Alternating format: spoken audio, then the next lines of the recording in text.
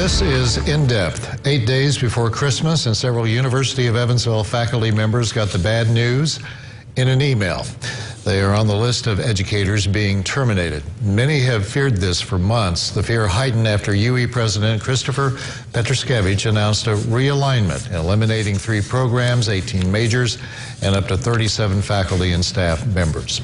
One of those educators who got a termination letter joins me now. He is Dr. Daniel Byrne, an associate professor of history. Dr. Byrne, one faculty member told me today the campus is in shock over what's going on. How do you describe it? Yeah, I think that's a great word to start with. I think it's also kind of mixed emotions across the campus.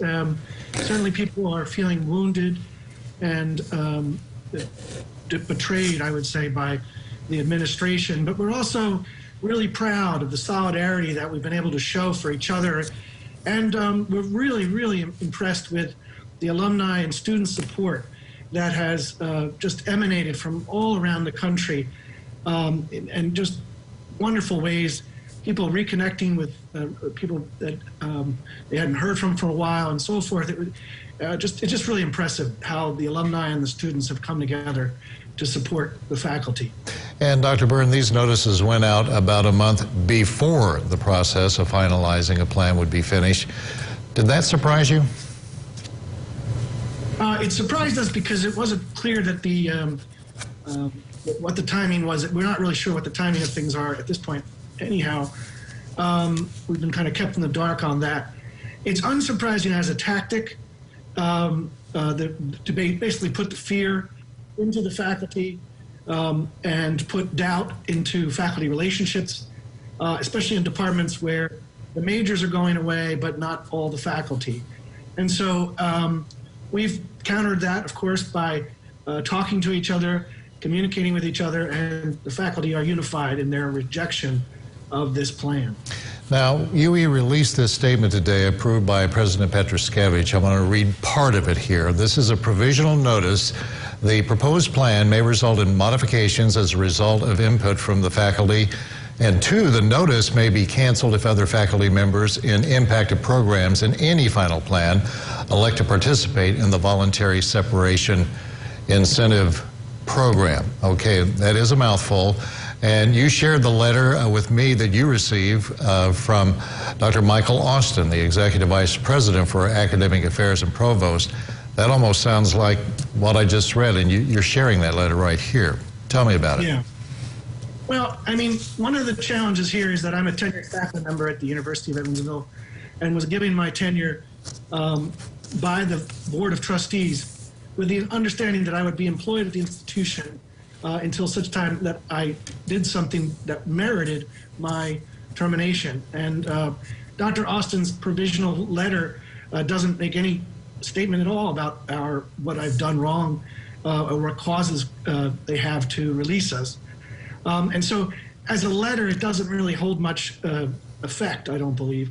But equally, it's meant to instill fear amongst the faculty and to put doubt in people's minds that, that if they don't do what the faculty or what the president tells them they have to do, that somehow they're not going to be employed at this institution at the end of the semester. And that's really horrifying because, of course, the faculty have worked with the students and the staff to do an amazing job, heroic job, to get through the fall semester. And then at the very end of that semester, be confronted with a letter basically telling you thanks for nothing. And so I think, we're going to stand up against this, and I'm pretty confident we're going to stay unified as we move forward. Obviously, the communication is at a low point right now. How would you proceed, though, Dr. Byrne, considering the money issues? We're talking about millions of dollars in deficits here. What's the answer to that, and how did we get to this point?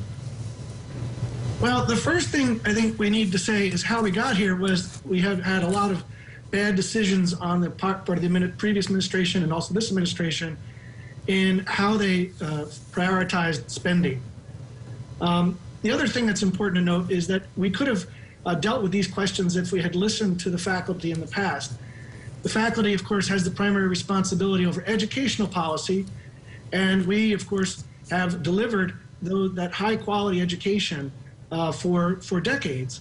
And it's apparent because if you listen to what the students and the alumni are saying, we have actually achieved the goals that we wanted to. When you listen to these letters and these letters to the editor and posts and so forth, the alumni and the students believe we've done our job. Okay. And so now I think it's time for the administration to do their jobs. And the AUP says that the first place they should look when thinking about budget cutting is in ancillary areas, places like athletics.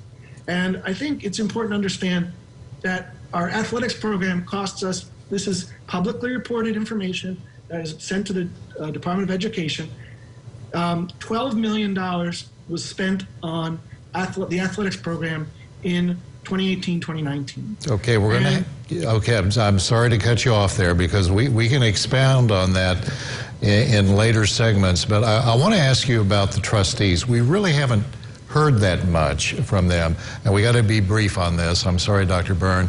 I get the feeling, based on who I've talked to, some of them are uncomfortable, the trustees, with this.